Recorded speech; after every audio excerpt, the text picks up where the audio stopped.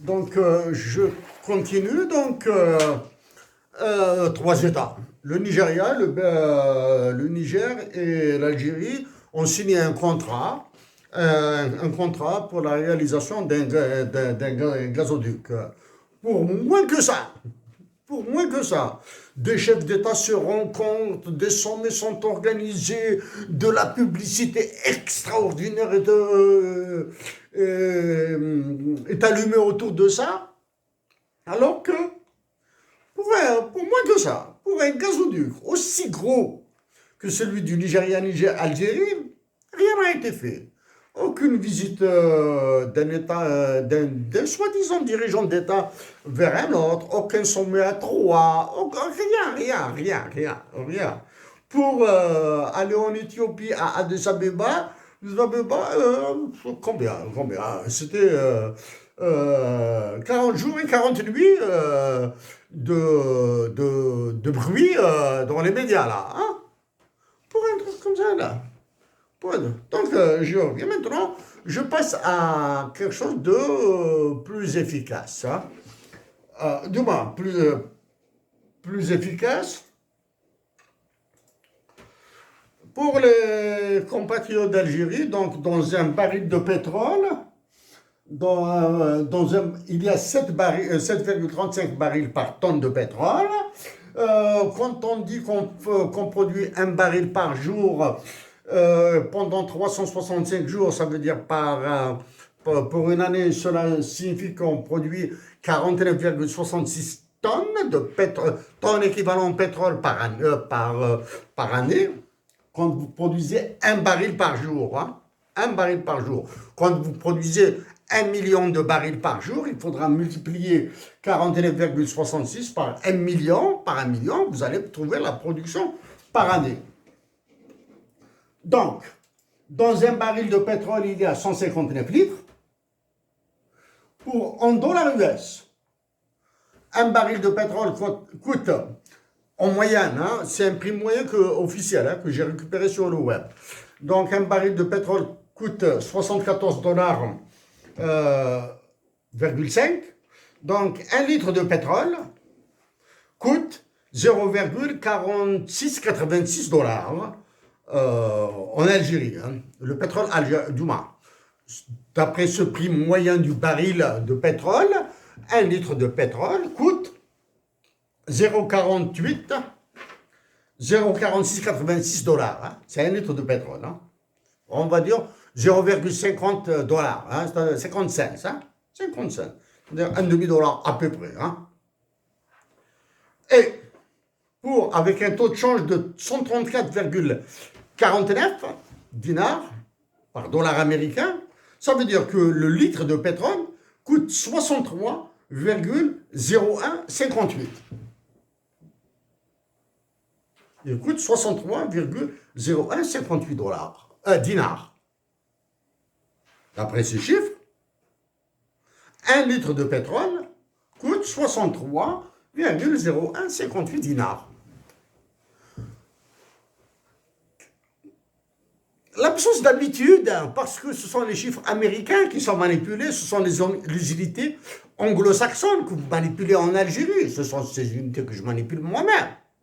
Mais quand on les ramène en dinars algériens, il y a un sentiment de bizarrerie, il y a un sentiment de malaise peut-être. Oui.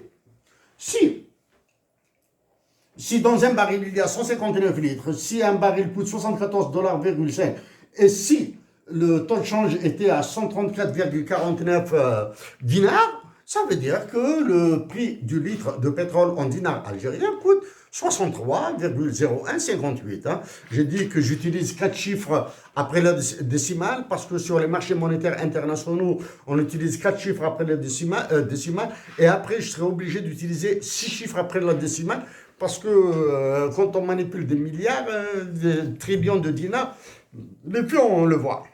Maintenant, on descend ici, là, juste derrière moi, là. Moi, je lis dans ma feuille. J'ai une feuille en face de moi. Donc, limonade Hamoud Boualam. Pour 1 litre.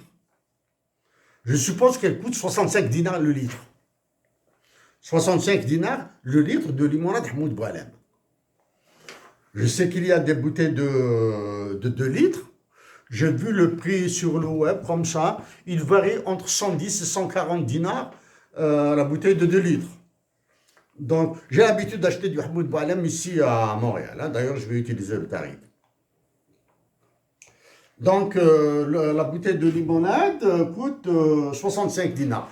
Du moins, le litre de la limonade Hamoud Boualem Selecto.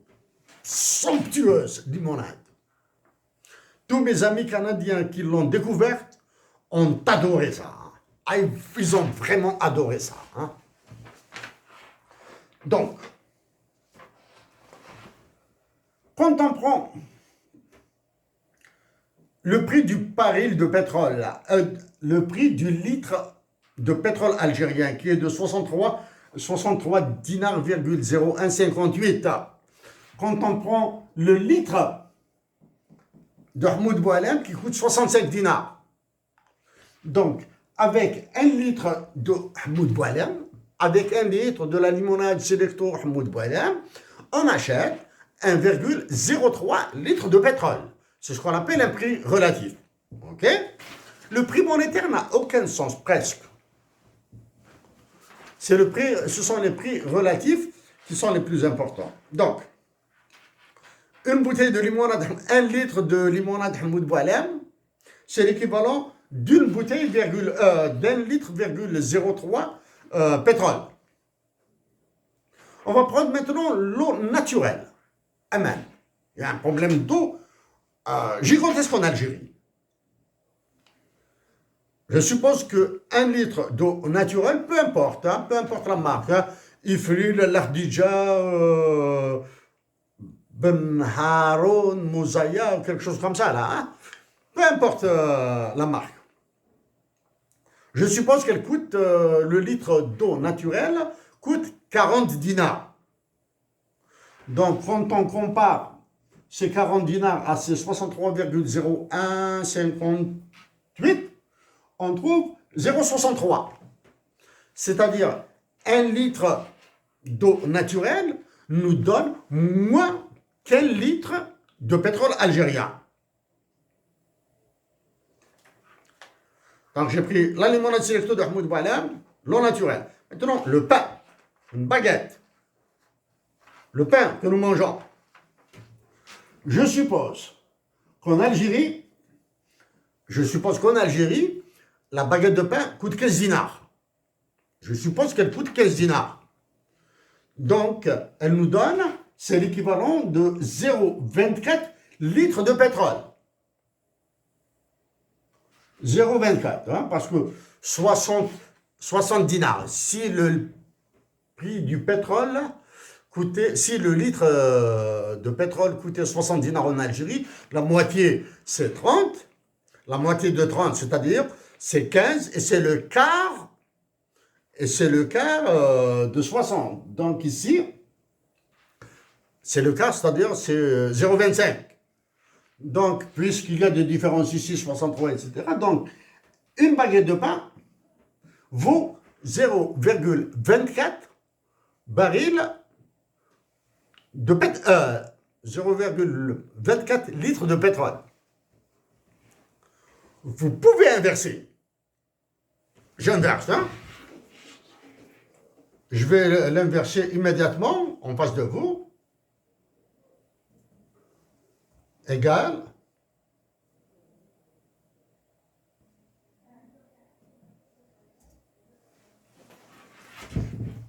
Voilà, je l'ai inversé.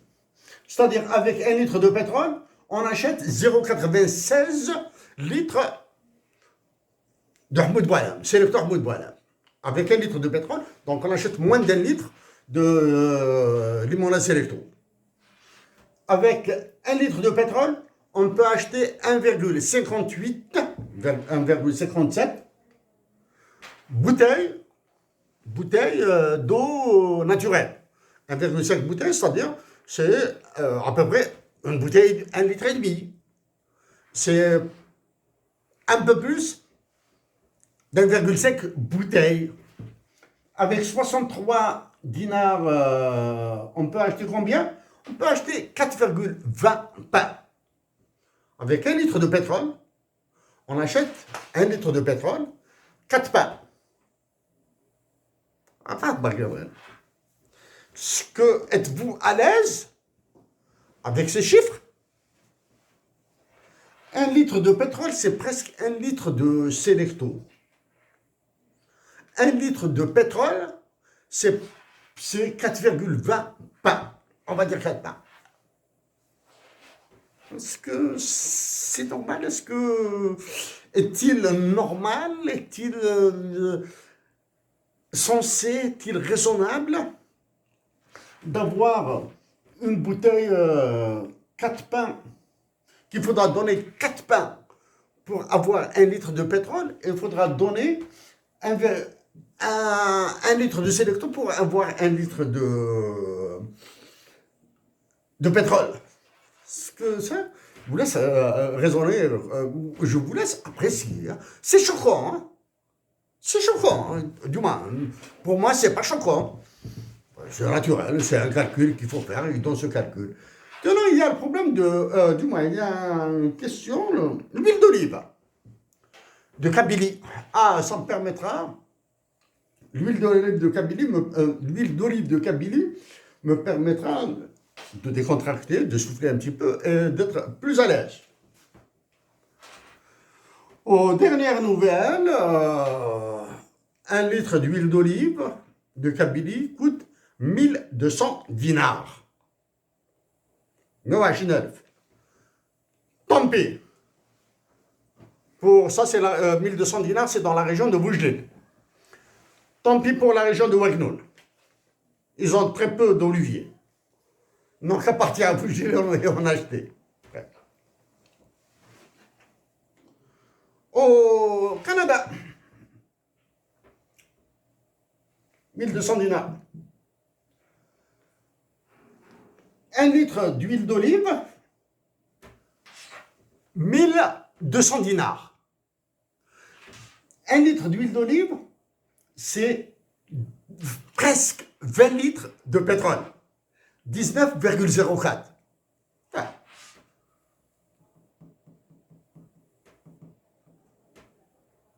1200 dinars à 60 dinars, c'est 60 fois. 1200 dinars c'est 20 fois, pardon. 1200 dinars à 60 dinars à peu près, c'est 20 fois.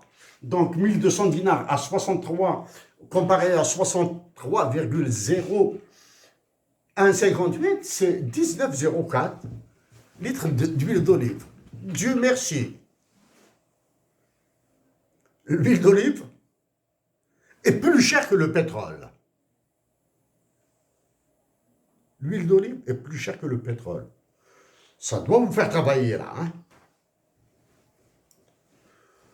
Pour être dans le même niveau de prix que la limonade Selecto à Montréal, le litre d'huile d'olive de Kabylie doit coûter aux environs de 1880 dinars.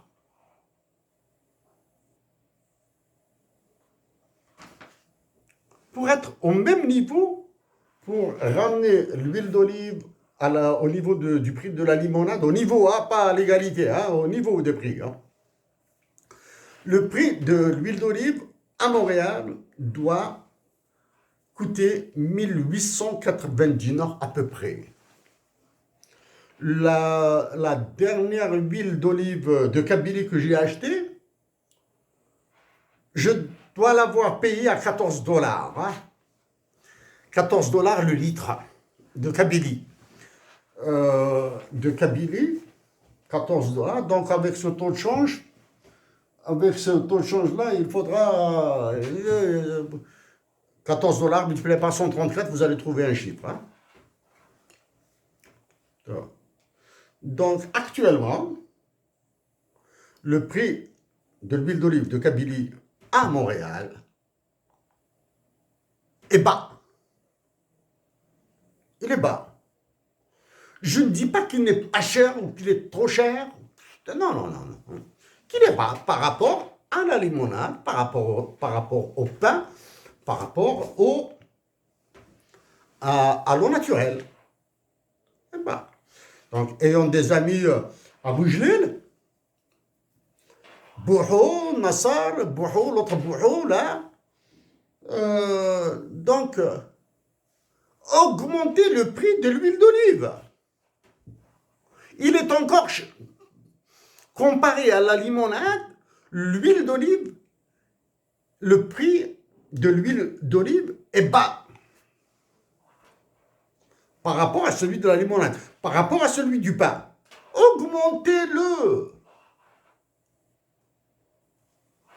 Ah, sauf quand je viendrai, et oh, bon, Nasser, je demanderai à Louisa un peu d'huile vierge, pour moi, et pour la personne qui sera avec moi. Ok.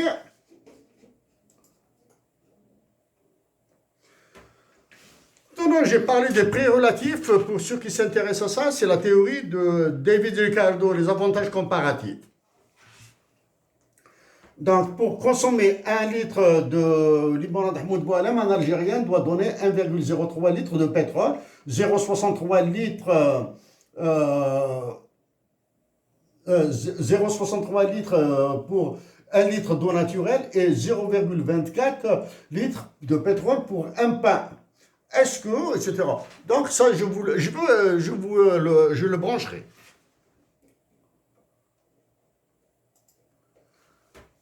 Alors, à Montréal, à peu près, bon, on peut dire que la limonade, on peut, de l'un dans l'autre, on se situe. Mais trouver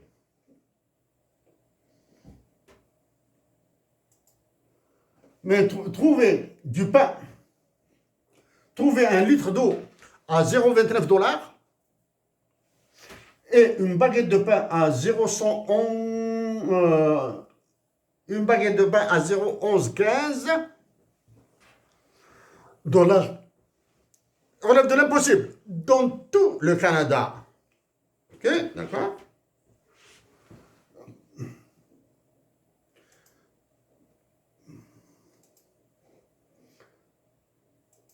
Donc, le prix de l'huile d'olive, du tabac algérien à Montréal, montre le caractère mafieux du commerce international en Algérie. D'accord? Qu'est-ce qu'il y a?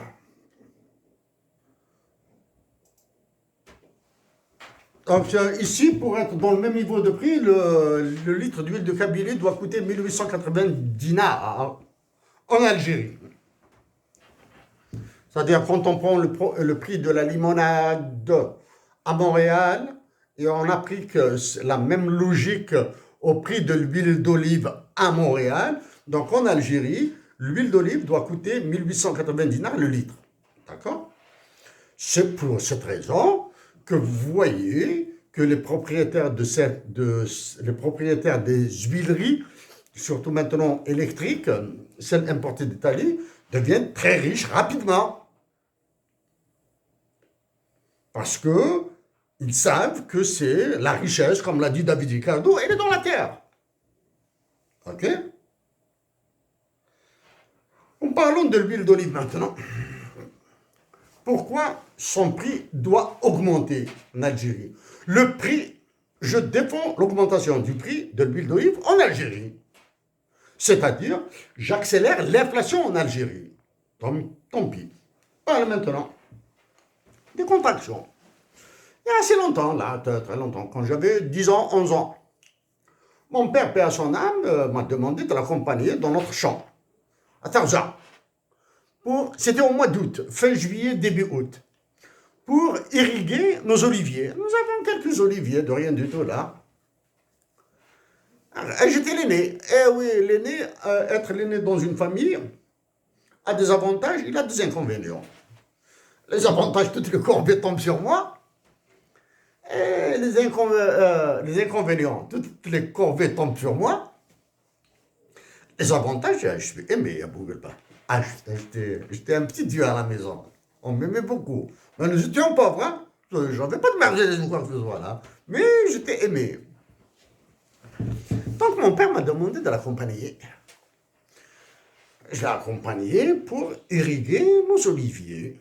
C'était à la fin juillet, début août. C'est la période d'irrigation à Taouza. Alors que moi, c'est le ballon là. Il faut que je joue au ballon avec mes camarades. Ah, donc j'étais triste, etc. J'étais triste, j'étais dégoûté. J'ai dit à ma mère, ah, c'est pas possible, dis-lui, on va faire ça la semaine prochaine. Ah, mais ça ne marche pas. Bon. Au retour. Au retour. Ah non. Voilà.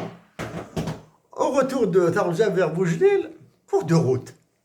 J'avais 10 ans, 11 ans. Papa, Baba, il nous connaît un zizazmour, un zizarbouedek. Je lui ai dit, si on vendait tous ces gens-là, ça va me permettre de jouer au ballon à l'aise. On aura de l'argent pour une période. Et je vais jouer au ballon, etc. Je vous assure qu'il ne m'a pas adressé un mot sur probablement 2 jours. Sur 2 jours. Je l'ai choqué. Papa, Baba, j'étais enfant, j'avais 10, 11 ans maximum. Et si on vendait? Les années passant, etc. J'ai continué à faire de l'irrigation, hein, etc., etc. Le temps passant, etc. Il passe, le temps passe, le temps passe, le temps passe, le temps passe. Nous avons gardé notre lot de terrain. Nous ne l'avons pas vendu. Et nous avons planté des oliviers dessus. Hein. J'en ai déjà parlé. C'est ma mère qui m'a donné l'ordre. Je suis l'aîné, démerde-toi, débrouille-toi pour planter des oliviers. Donc maintenant, avec le recul, avec tout le temps, je peux calculer le taux d'intérêt, il n'y a pas de problème, mais je ne suis pas là pour calculer, je ne suis pas là pour faire un calcul d'épicier sur les taux d'intérêt, etc., etc. Oui, avec les récoltes alternées d'huile d'olive que nous avons, à Taouza, dans toute la région, là, parce que les saisons, c'est-à-dire tu dois travailler tout le temps, tu ne récolteras que la production ne sera qu'alternée. Donc là maintenant, on est peinard. C'est-à-dire, ma famille en Algérie, ma famille à Bougil, dans la région, maintenant ma nouvelle famille de Ouagnoul, plus les oncles, les cousins, etc., bon, ils vont s'entraider. Donc, aucun ne manquera d'huile d'olive. Donc, faut-il investir dans le pétrole ou dans l'huile d'olive?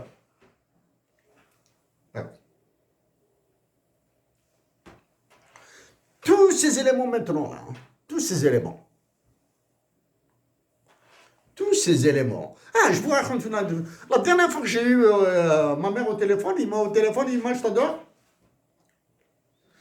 Elle m'a raconté la récolte de l'huile d'olive, etc., ce qu'elle faisait avec mes frères, ses petits-enfants, etc. Attends, elle m'a dit, moi je passais les voir, je passais chez eux, pendant qu'ils faisaient la cueillette des olives, que je les surveillais.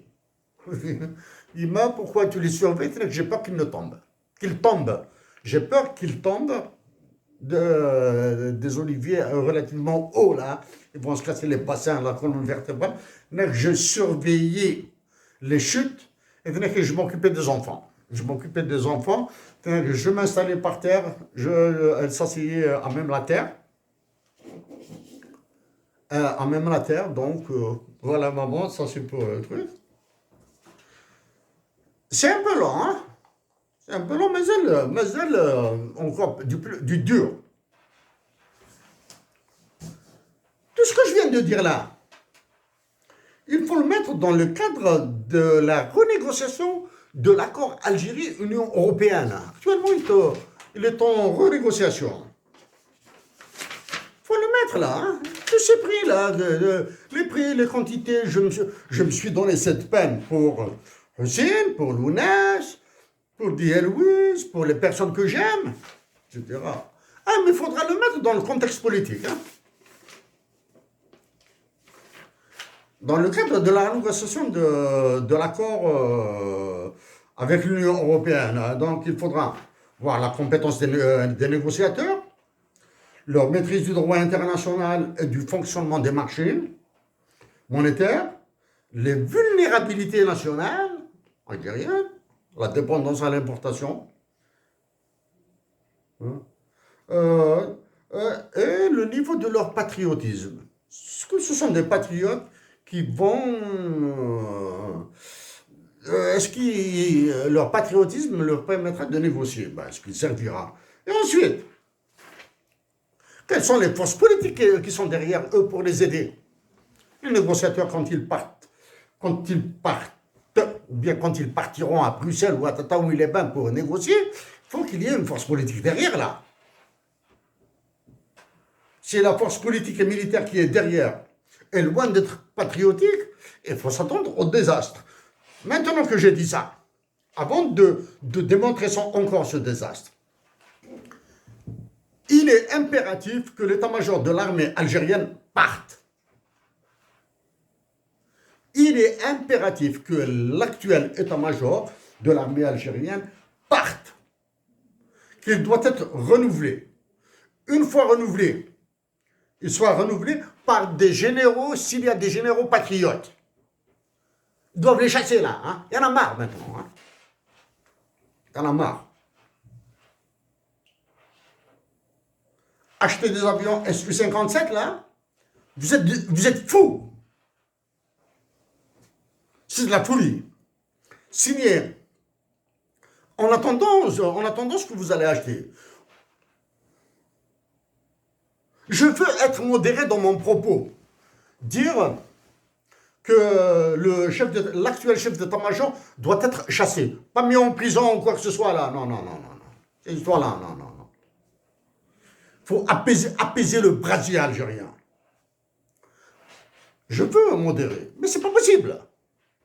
C'est tout l'état-major qui doit partir.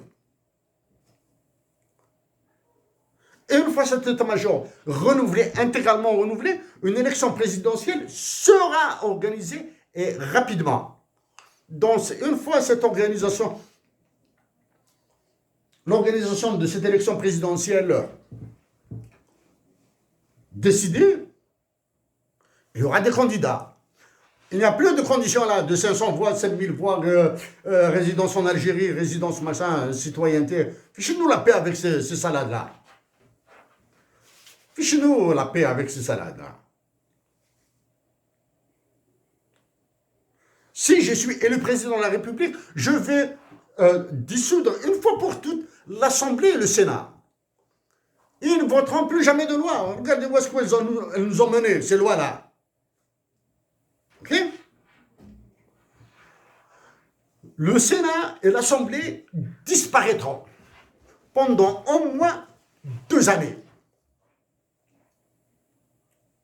Si je suis élu président de la République, je vais gérer par ordonnance présidentielle. Mais j'arrive à la Banque centrale. La Banque centrale, c'est un autre gros problème. Là. Tous les détenus seront libérés. Et je jure devant Dieu que je redonnerai l'intégralité des libertés politiques pour tous les Algériens. Fais ce que tu veux.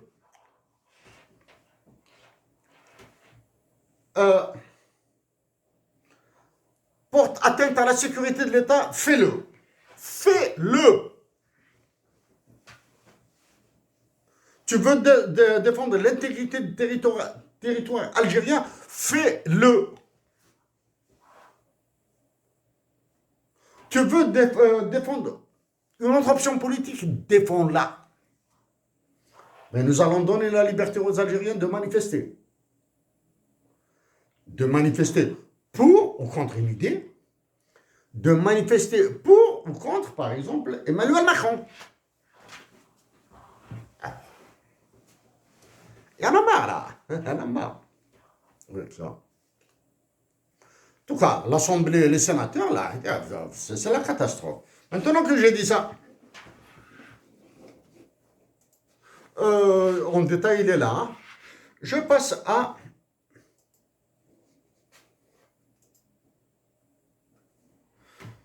Ici, ce sont les hypothèses de travail que j'ai rappelées. Hein. Ici, c'est des calculs basiques, hein, très ordinaires. Ici, actuellement, le taux de change, c'est celui-là. Un dinar algérien égale 0,007435 dollars américains. Donc un dinar algérien égale 0,00735 dollars américains. Maintenant, je le surévalue de 2%. Il passera ici. Je le surévalue de 5%. Il passera ici. Quand il est surévalué de 10%, il change à peine les milliards. 7, 7, 7, 7, 7, 7, ça reste c'est le milliard. Maintenant, quand je le surévalue de 10%, les milliards, je dis bien, au lieu de 7 milliards, nous avons 8 milliards. OK? Pour ça, ça vous montre le niveau d'enfoncement dans lequel est le dinar algérien. Quand je le surévalue de 50%, il passera de 0,8 à 0,11. À 11. Là. 0,008 à 0,111. Bon, voilà, c'est comme ça. Quand je le surévalue de 99,99%, dernier, il passe de 0,011 à 50%, il passe à 0,01497,0. D'accord? Ça, je vous le mettrai, ce sont des calculs simples. Hein? Mais puisque moi aussi j'ai des difficultés avec ces chiffres, du moins, j'ai l'habitude de manipuler le dinar vis-à-vis du dinar, et pas le dinar vis-à-vis. Donc, actuellement, au taux de base, le dollar est à 134,49 dinars. Quand je le mets à 10% en plus, il passera à 122 dinars. 134 à 122 dinars, c'est-à-dire le dollar baissera de 12 dinars. C'est tout, hein, 12 dinars. Quand je le surévalue de 50%, le dollar passera de 134 à 89,66. Quand je le surévalue de 99,99, il passera à 60 dinars, 67,43 dinars. C'est-à-dire, vous allez voir le niveau d'affaissement du dinar algérien. Bon, ça, ce sont des considérations théoriques. Maintenant, j'ai fait des simulations de surévaluation minables, de 5%, de 20%. Ceux qui suivent mes interventions, j'ai dit que si je suis élu président de la République, je vais le remettre à son niveau de 89 dès le premier coup. Ça, c'est le premier jour. Je m'en fous de ce qui advient. Il y a des risques énormes, mais je les prends. J'allais dire que je m'en fous. Non, je ne m'en foutrais pas de ce qui adviendrait. De ce qui adviendrait. Ce sont mes sœurs et frères d'Algérie. C'est ma patrie. Mais il y a des risques que je dois prendre. Le plus petit risque, le plus petit risque, il est sur ma personne. Ils vont m'assassiner. Une balle, allez, hop, on dégage d'ici. Le plus grand risque, c'est l'intervention militaire française.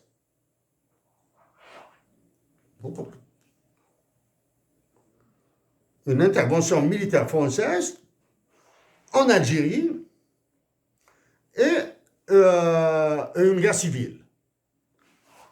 Je le prendrai ce risque.